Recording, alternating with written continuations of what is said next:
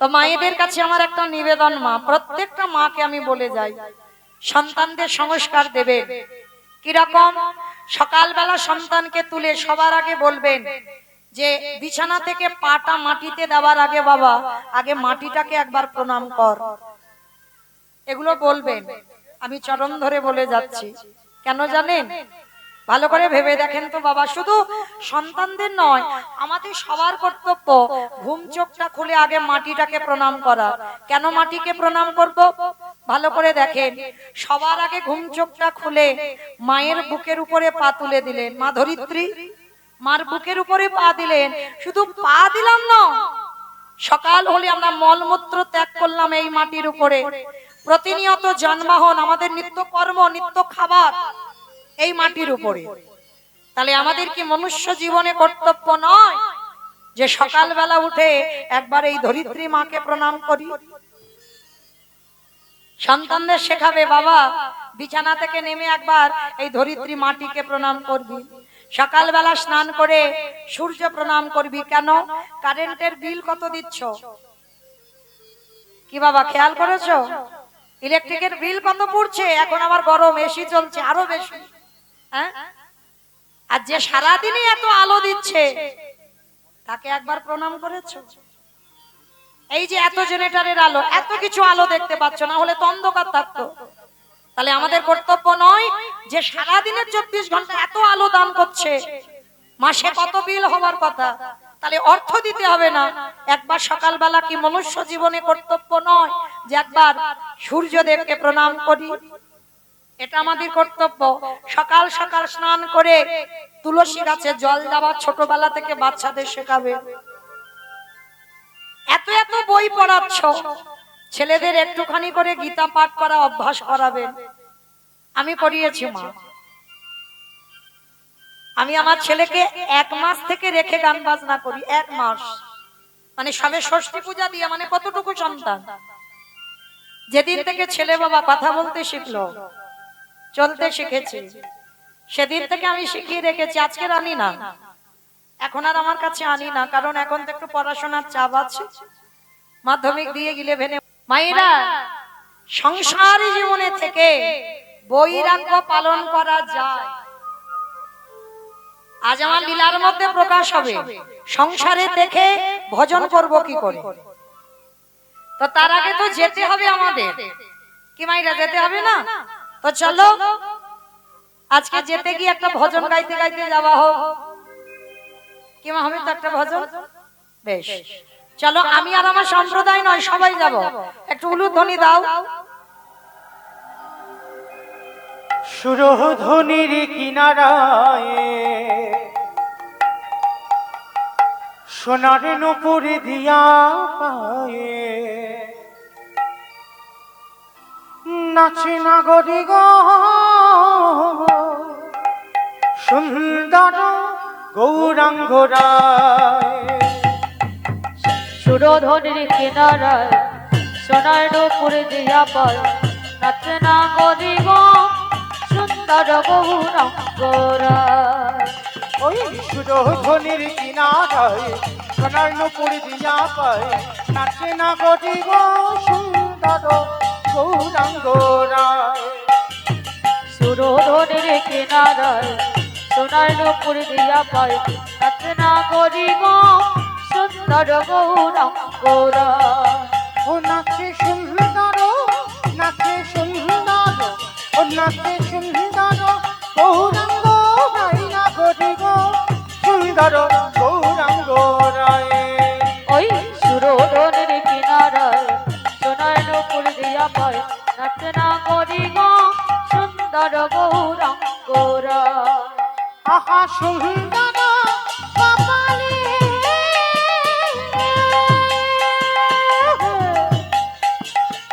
সুন্দর তিলক গো, সুন্দর কপালি সুন্দর তিলক গো।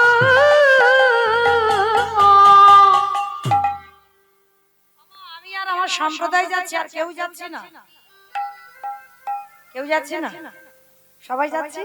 তো যারা যারা যাচ্ছে আর একবার এই কান মুলে বলছি মা কালী দিব্যি আর বলবো না, এইবারটা শেষ। সবাই দেখি একবার হাত দুটো তোলো, আর একবার সবাই আমার দাদা ভাই বাবারা যারা আছেন, সবাই যারা উপরে আছেন বাইরে যারা আছেন সবাই ওখানে ধসে গেল কেন তোলো। আর আমার যে ভাইরা ইউটিউব করছো একটু ক্যামেরা গুলো ঘোরাবে কেমন, আর যেখানে হাত ওঠেনি সেইখানে একটু বেশি করে নিয়ে যাও, কারণ ওরা তো বাড়িতে বসে বসে দেখতে পাবে যেখানে কীর্তন হচ্ছিল পল সন্ধ্যাতে, হ্যাঁ, আর সেখানের কীর্তন আর কটা দিন, দুই একটা দিন পরে বিছনায় ঘুমিয়ে ঘুমিয়ে দেখতে পাবে, এই একই জিনিস। তাহলে দেখে সবাই একসঙ্গে, আর ক্যামেরা গুলো ওদের দিকে ঘোরাবে, একসঙ্গে তালে তালি দেবে। আহা সুন্দর কপালে সুন্দর তিলক গো সুন্দর কপালি সুন্দর তিলক গো। আহা সুন্দর খান, আহা সুন্দর খান, আহা সুন্দর খান, সুন্দর খান নাম বলি যায় না গরি গো সুন্দর গৌরাঙ্গ রায়। ওই সুরধনের কিনারায় সোনার নপুর দিয়া পায় নাচে না করি গো সুন্দর গৌরাঙ্গরা। বলো রাধে রাধে রাধে রাধে জয় জয় শ্রী রাধে। বলো রাধে রাধে রাধে রাধে জয় জয় শ্রী রাধে। ধুর, কেউ বলে না, হাত তোলে না, মনে মনে বললে হবে না, তোলো দেখি সবাই একসঙ্গে, তবে তো ভালো লাগবে যে গ্রামে হরিনাম হচ্ছে। রাধে রাধে রাধে রাধে জয় জয় শ্রী রাধে। রাধে রাধে রাধে রাধে জয় জয় শ্রী রাধে। রাধে রাধে রাধে রাধে রাধে বিশ্বভানু দুলারি রাধে রাধে রাধে। ও শ্যামা প্যারি রাধে রাধে রাধে। বলো রাধে রাধে রাধে রাধে জয় জয় শ্রী ও রাধে। রাধে রাধে রাধে রাধে জয় জয় শ্রী রাধে। বলো রাধে রাধে রাধে রাধে জয় জয় শ্রী রাধে। জয় জয় রাধে রাধে রাধে রাধে রাধে রাধে রাধে রাধে রাধে রাধে রাধে রাধে রাধে রাধে। বলছো সবাই বলছো রাধে রাধে রাধে রাধে রাধে রাধে রাধে রাধে রাধে রাধে। রাধে রাধে। ওই আওয়াজ হচ্ছে, এতজন ভক্ত যদি আওয়াজ হয় কত আওয়াজ হবে জানো, বলো রাধে রাধে রাধে রাধে রাধে राधे वृंदावन में गोवर्धन में निधोवन में गली गली में राधे राधे स्नान गली में राधे राधे मान गली में राधे राधे बरसाना में राधे ओ राधे राधा कुंड में राधे ओ राधे श्याम कुंड में राधे राधे हरिद्वार में राधे राधे जब से बोलो राधे राधे फिर से बोलो राधे राधे काले वन में राधे राधे कमल वन में राधे राधे ऊंचा गाँव में राधे राधे बरसाना में राधे ओ राधे राधा कुंड में राधे राधे प्रेम से बोलो राधे राधे भाव से बोलो राधे राधे जोर से बोलो राधे राधे बाके बिहारी बोलो राधे राधे राधे राधे जय जय श्री राधे। राधे राधे राधे राधे जय जय श्री राधे। ओ बोलो जय जय श्री बोलो राधे। जय जय श्री ओ राधे। बोलो जय जय श्री राधे। प्रेम से बोलो राधा रानी की जय। আমার জয় হলো হলো, আমি বলবো না, তোমরা বলো হয়েছে হয়েছে। ওই আওয়াজ, ওইটুকু আওয়াজ একটু রাস্তার ওপরে ওঠেনি, ও কেউ বলছে না। আচ্ছা অমাইরা এত জোরে আওয়াজ করো, অন্তত রাস্তার উপরে তো তা যাক, একটু গলাটা ছেড়ে দাও। আচ্ছা মা, তোমাদের এই পমিয়াতে, গ্রামটা পমিয়া তো, আচ্ছা পমিয়াতে শাশুড়ি বৌমাতে ঝগড়া টগড়া হয় না? হয় হয়। আচ্ছা যদি হয় তখন তার ভাসুর শ্বশুর এলে খেয়াল থাকে না, ওই আওয়াজটা একবার এই হরিবাসরে বের করো, একবার গলাটা ছেড়ে দেবে, যেমন ঝগড়ার সময় গলা বের হয় সেরকম আওয়াজ করো, বলো রাধা রানী কি জয়। তার মানে ঝগড়া হয়। বৃন্দাবনেশ্বরী কি জয়। যমুনা মাইয়া কি, জয়। নন্দ গাঁও কি, জয়। উঁচা গাঁও কি, জয়। বর্ষা নাম কি, জয়। ভক্তবৃন্দ কি, জয়। হরিবাসর ধাম কি, জয়। সাধু গুরু বৈষ্ণব কি, জয়। আপন আপন গুরুচরণ কি, জয়। কমিটি ভাই সব কি, জয়। হরিনাম যজ্ঞ কি, জয়। মহাপ্রসাদ কি, জয়। আজকের আনন্দ কি, নিতাই গৌর প্রেমানন্দে। বেশ, পৌঁছে গেলাম। এবার আমরা সবাই বিষয় একটু সুন্দরভাবে আস্বাদন করবেন। সংসার জীবনে থেকে কিভাবে বৈরাগ্য পালন করা হয়, এই রঘুনাথ দাস গোস্বামীর জীবন কাহিনী শ্রবণ করলে সবাই বুঝতে পেরে যাবেন বাবা। সংসার জীবনে থেকে কলিযুগে সংসার ধর্ম বড় ধর্ম, এইটা ভুলে গেলে হবে না বাবা। সংসার তোমাকে করতে হবে। কেন? আমার মহাপ্রভু সংসার করেছে, অদ্বৈত আচার্য গোসাই সংসার করেছে, নিতাই চাঁদ সংসার করেছে, সব সংসারী। কেন?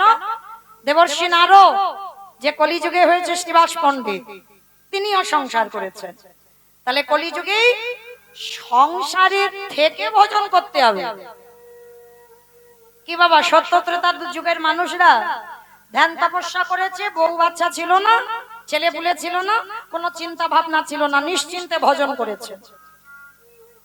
ছেলে বলবে আমায় দাও, বউ বলবে আমায় দাও, আত্মীয় পরিজন বলবে দাও দাও দাও। সেই দাও দাও এর মধ্যে থেকে তোমার ভজন করে বেরোতে হবে, তবেই হবে তুমি কলিযুগে শ্রেষ্ঠ ভক্ত। তাহলে চলেন আজকের আমরা সবাই এই রঘুনাথের কথা জানবো। তো সবার আগে বলি বাবা, বৈরাগ্য মানে এটা নয় যে বাবা মা ছেলে পুলে স্ত্রীকে সব ফেলে রেখে চলে যাও, মঠ মন্দিরে গিয়ে বাস করো, এটাকেই বলছে বৈরাগ্য। না, এটা বৈরাগ্য নয়, এটা মহাপ্রভু শেখায়নি, এটা বৈরাগ্য নয়। এটা যদি হবে তাহলে ভগবান বলছে কেন বাবা মাকে সেবা করো, আর বাবা মাকে ছেড়ে বাবা মঠে গিয়ে পড়ে থাকলে কি ভজন হবে? এদিকে বাবা মা বসে বসে কাঁদবে, তুমি কৃষ্ণ ভজন কোনোদিন সফলতা অর্জন করবে না। তাহলে বৈরাগ্য কাকে বলবো? বিষয়েষু অনাসক্তি, বিষয়ের প্রতি বাবা কোনো আসক্তি থাকবে না। ভালো করে শুনবেন, বিষয় মানে কোন বিষয়? জায়গা জমি টাকা পয়সা এইগুলোকে বোঝাচ্ছে বিষয় না। শুধু এইগুলোকে বিষয় বললো না, মহাপ্রভু সমাজকে শেখালো এই বিষয়েষু অনাসক্তি মানে যেমন তোমার কর্ণের বিষয়, চোখের বিষয়, মুখের বিষয়, দুটো হাতের বিষয়, চরণের বিষয়, দেহের এই 10 ইন্দ্রিয়ের বিষয়, এই বিষয়কে বাবা সংযমী করতে হবে। যেমন তোমার জিহ্বার লালসা যেদিন চলে যাবে, এইটা মনে রাখবেন, জিহ্বায় কোনো লালসা থাকবে না। অনেক অনেক বাড়িতে আছে বাবা, সারা সপ্তাহে হয়তো স্বামী কাজে ব্যস্ত থাকে, ভালো সকাল সকাল ভালো করে রান্না করে দেওয়া হয় না, সেই রবিবার হবে, আর রবিবার হলে আর বলবো না, আপনারা জানেন, এই যে ভালো মন্দ রান্না করে খাওয়া, এইটা থাকবে না। যেদিন তোমার জিহ্বার বৈরাগ্য এসে যাবে বাবা, কলির মানুষ অন্নগত প্রাণ, মানে একটু আলু সিদ্ধ ঘি হলেই হবে, মানে কোন রকমে বাবা পেটটা ভরার মতো, যে আমাকে ভালো মন্দ রান্না করে খেতে হবে, ওই সব তোমার লালসা থাকবে না, যে আমি এটা খাবো ওটা খাবো সেটা খাবো, এ লালসা থাকবে না। যেদিন তোমার জিহ্বা থেকে সকল লালসা চলে যাবে, সেদিন জানবে তুমি ওই জিহ্বার বৈরাগ্য ধারণ করেছো। এটা জিহ্বার বৈরাগ্য হয়ে গেল। কর্ণ, যেদিন তোমার এই কান দুটো কোনো আজে বাজে গান, আজে বাজে কথা ভালো লাগবে না, কোথায় একটু হরিনাম হচ্ছে, একটু মোবাইলে খুললেই বাবা একটু হরিনাম, একটু ভাগবত, একটু ভালো জিনিস কান শুনতে চাইবে, সেদিন তুমি জানবে তোমার কান অন্য গান আর শুনতে চাইছে না, মানে তোমার কানের বৈরাগ্য হয়ে গেছে। যেদিন দুটো চোখ শুধুমাত্র সাধুগুরু বৈষ্ণব চরণ, আমার ভগবানের চরণ ছাড়া এই দুটো চোখ আর কিছু দেখতে চাইবে না। কোথায় গেলে আমি একটু ভক্ত সঙ্গ পাবো, কার সঙ্গ করলে আমি একটু ভগবানের কথা শুনতে পাবো, সেদিন জানবে তোমার এই দুটো চোখে বৈরাগ্য হয়ে গেল। যেদিন তোমার এই অঙ্গ স্পর্শ থেকে চলে যাবে, স্পর্শ মানে তোমাকে নারী পরশ করলো না পুরুষ স্পর্শ করলো এইটা বুঝতে পারবে না। তোমার মধ্যে কোনো অনুভূতি থাকবে না যে আমাকে কোনো পুরুষ ছুঁয়ে দেখলো না আমাকে কোনো নারী ছুঁয়ে দেখলো। এই অনুভূতিটা যেদিন তোমার মধ্যে থেকে একেবারে চলে যাবে, সেদিন জানবে তোমার এই দেহের বৈরাগ্য হয়ে গেল। আর মন যেদিন সব চিন্তা থেকে দূরীভূত, আমি আছি, আমি গোবিন্দ সেবা করব, কালের চিন্তা কাল, যে আমার টাকা পয়সা ব্যাংকে জমিয়ে রাখতে হবে, আমার ছেলের ভবিষ্যৎ আছে, আমার বউয়ের ভবিষ্যৎ আছে, না, এইগুলো তোমার মনে থাকবে না। আজ আছি, আজকে চলে তো গেল, প্রভু তো চালিয়ে দিল, কালকের চিন্তা কালে দেখা যাবে। কি বাবা আছে এমন ভক্ত? বাবা ব্যাংকে টাকা রাখতে হবে, তাহলে চলবে কি করে সংসার, তাই না? একটা ছেলের জন্য 3 তলা পাথর সেটিং করা বাড়ি করে দিয়ে দিতে হবে, ছেলে থাকবে, জায়গা জমি একটু দোকানপত্র করে দিতে হবে, যাতে ছেলের ভবিষ্যৎ গড়ে যায়। এগো তুমি ছেলের ভবিষ্যৎ গড়বার কে? তুমি তো উপলক্ষ, তুমি তোমার ছেলের ভবিষ্যৎ গড়তে পারবে না। কৃপা করার মালিক একজন বসে আছে, সে যদি কৃপা না করে, তোমার সাধ্য নাই, তোমার ক্ষমতা নাই, তুমি তোমার ছেলের ভবিষ্যৎ গড়ে দিলে, তুমি সব করে দিলে, আর কৃপা যদি তার উপরে না রইল, বাবা সব একটা একটা করে বিক্রি করবে, আর দেখবে শেষের দিনে সে ভিক্ষে করে খায়। তাহলে তুমি কি গড়ে দিতে পারলি?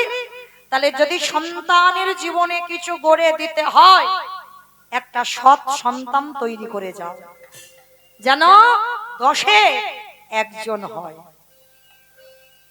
10-5টা দরকার নাই, একটা ছেলে হবে, সে ছেলে যেন 10 জনের 1 হয়, গ্রামে প্রত্যেকটা মানুষের পাশে যেন দাঁড়ায়। মনে রাখতে হবে, শুধু লেখাপড়ার ডিগ্রি হলে তাকে মানুষ বলবে না, মানুষ তাকেই বলবে যদি মানুষ হয়ে মনুষ্যত্ব বিবেকটা তোমার থাকে।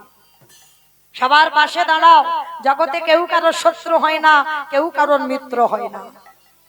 ভগবান বলেছে না, কেউ কারোর শত্রু নয়, কেউ কারোর মিত্র নয়, তোমার কর্ম ফলে তুমি শাস্তি পাও। তাহলে সবাইকে ভালোবাসো, ভগবানকে ভালোবাসো। তো আজকে রঘুনাথ এমনই একজন ছেলে ছিল, কিন্তু এই রঘুনাথে বাবা ছিল গোবর্ধন দাস, আর জ্যাঠামশাই ছিল হিরণ্য দাস। এই গোবর্ধন দাস আর হিরণ্য দাস এরা 2 ভাই। ভালো করে শুনবেন বাবা, এদের জুটিটা ছিল বাবা ঠিক রাম লক্ষণের মতো। মানে যেমন রামের কথা বললে লক্ষণের কথা এসে যায়, আর লক্ষণের কথা বললেই দেখবেন মুখে রামের কথা এসে যায়, ঠিক ওই রকম এই গোবর্ধন দাসের কথা বললে হিরণ্য দাসের কথা আসে, আর হিরণ্য দাসের কথা বললে আমার গোবর্ধন দাসের কথা আসে। জ্যাঠামশাই সংসার করেন, গোবর্ধন দাসের ঔরসের সন্তান রঘুনাথ। কিন্তু বাবা রঘুনাথে জন্মের আগের কথা বলি, এর বাবা জ্যাঠার কত সম্পত্তি ছিল জানো? মাসে 12 লক্ষ স্বর্ণ মুদ্রা আয়, 12 লক্ষ স্বর্ণ মুদ্রা। আর নবাবকে শুধু কর দিতে হতো বাবা 8 লক্ষ স্বর্ণ মুদ্রা। বড় লোক নয়, এদেরকে জমিদার বলে, জমিদার। কিন্তু এদের সব ছিল, বংশে কোনো সন্তান ছিল না। রঘুনাথের জন্মের আগের কথা বলছি, সন্তান ছিল না। আর দেখবেন মায়েরা একটা কথা বলে যায়, টাকা পয়সা ঘর বাড়ি জায়গা জমি সম্পত্তি সব আছে, কিন্তু তোমার বংশে যদি একটা মা বলা সম্পদ না থাকে, চিরজীবন এই সংসারটা অন্ধকার। কেন? আজ আমি আছি, এই জমিদারি দেখভাল করলাম, যেদিন আমি চলে যাব আমার পরবর্তীতে আমার এই জমিদারিটা দেখভাল কে করবে? তার জন্য আমাদের মতো মায়েরা একটা পুত্রের জন্য হাহাকার করে বেড়ায়, একটা পুত্র দাও। কি বাবা করি না? পরপর যদি পরপর কন্যা সন্তান হয়, মানে মেয়ে সন্তান, বাবা মার আশা মেটে না। একটা যদি সন্তান বংশে পুত্র আসে, অমাইরা পুত্রের জন্য কেন কাঁদো গো? পরপর 4-5টা কন্যা সন্তান হবে, হবে না, কিন্তু একটা ছেলে চাই। কেন ছেলে চাও? বংশে বাতি দেবে। বংশে বাতি দেবে। কি বাবা আপনাদেরও তো একমত, বংশে বাতি দেওয়ার জন্যই তো ছেলে। কিন্তু মনে রেখো মা, বাতি দেওয়া ছেলেটা যদি তৈরি না করে যাও, সে কি তোমার বংশে বাতি দেবে বলে মনে হয়? কি বাবা? আমরা বলছি বংশে বাতি দেওয়ার জন্য ছেলে, আরে বাবা বাতি দেওয়ার মতো তৈরি করে যেতে হবে তো। ছেলে বড় হয়ে গেল, এখনো আছে সমাজে অনেক অনেক ছেলে জানে না ভগবানকে কি করে সেবা দিতে হয়, জানে না বাবা কি করে ভগবানের চরণে তুলসী দিতে হয়। তাহলে শেখাবে কে? বাবা না, কখনো বাবা শেখায় না, শেখাবে মা। প্রথম শিক্ষাটা মায়ের কাছে সন্তান পায়, সন্তানকে তৈরি করতে হবে মা, মা তৈরি করবে।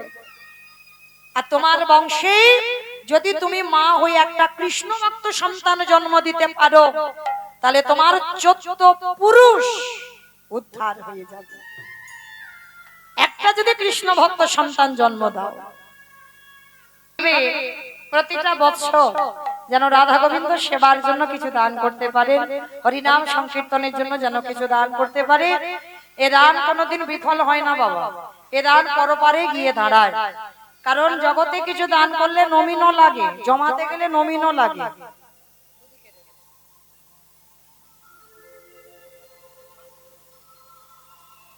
কিন্তু আমার ভগবানের জন্য যদি কেউ কিছু দেয়, তার জন্য কোনো নমিনও লাগে না। শেষের দিনে আমার ভগবান ভক্তের সামনে অর্জুনের মতো ঢাল হয়ে এসে দাঁড়ায়। তাহলে চলেন আপনারা আশীর্বাদ করবেন, যারা কিছু কিছু ব্যয়ভার বহন করেছেন তারা যেন এইভাবে সব সময়ের জন্য গোবিন্দ সেবার জন্য যেন কিছু দিতে পারে। সবাই একবার প্রেম সে বলো, গৌর সুন্দর কি, নবদ্বীপ ধামে কি, ধ্বনিটা হলো কি, এটাও জয়। বললাম ধ্বনিটা হলো কি, এটা নাকি জয়। মানে আমি বললাম ধ্বনিটা হলো কি, মানে হলো না। একটু প্রেম সে দাও। কি মাইরা এত জোরে ধ্বনি দেবে? কত দূর যাবে? এখান থেকে বহরমপুর চলে যাবে। বহরমপুর যাবে? আমার বহরমপুর যাবে, কাছাকাছি তো যাবে, খুব একটা দূরে নয়। আমি তো এলাম, খুব একটা দূরে নয়। কি মা যাবে তো? বেশ, এই মাথাটা যখন নেড়েছে যাবে, বিশ্বাস। এ জন্মে না হোক, কোনো না কোনো জন্মে যাবে। কই দেখি এবার হাত দুটো আমার নিতাই চাঁদ গৌর চাঁদের মতো তোলো সবাই। আমার দাদা ভাই বাবা ঠাকুর যাদের যাদের আছে সবাই একসঙ্গে। আমার হাত সব ধসে গেল কেন? এ ধসা রোগটা ভালো নয়, তোলো।